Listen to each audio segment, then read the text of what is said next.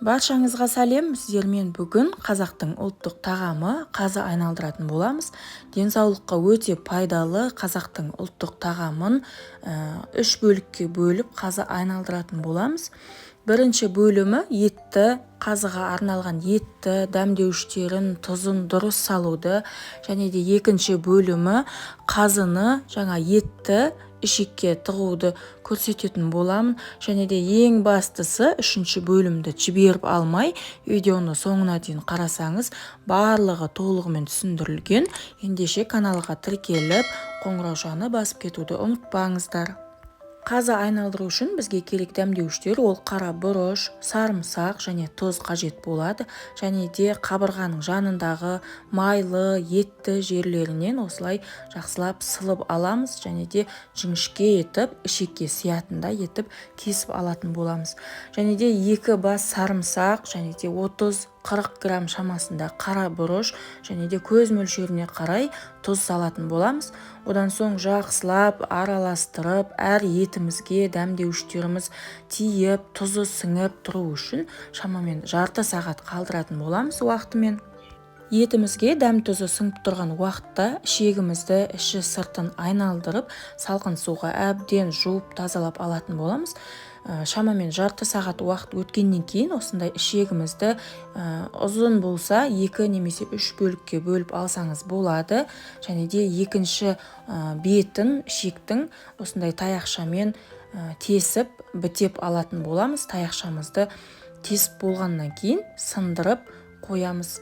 Одан кейін жіппен, қалыңдау жіппен жақсылап байлап алатын боламыз.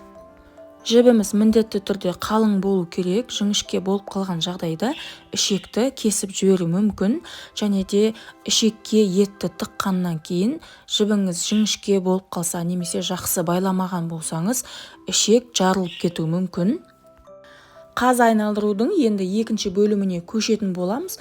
Яғни ішекке ет пен майды осылай видеода көріп тұрғандарыңыздай қатарымен салу керек. Өйткені тек қана ет салатын болсаңыз, қазыңыз тек қана ет болып кетеді бір жері тек қана май болып кетеді.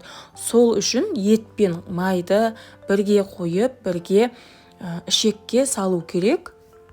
Жылқының ішегі өте тайғанақ және сусылдақ болып келеді. Сол үшін видеодағыдай көріп тұрғандарыңыздай жасасаңыздар өте дұрыс шығады. Бір қолыңызбен осылай ішекті ұстап отырып, екінші қолыңызбен етті, қазыны осылай салып, ар жағына итеріп, соңына итеріп отырып жасау керек. Және де қатты нығыз болып кетпеу керек. Етті қатты жуан етіп кесіп қоймауыңыз керек. Өйткені ішек өте нәзік болып келеді, былайынша созылмалы болып келеді. Сол үшін жыртылып кетпеу керек. Сақ болыңыздар ол жағынан.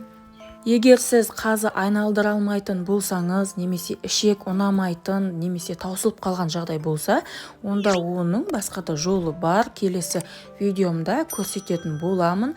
Қоңыраушаны басып, тіркеліп кетіңіздер.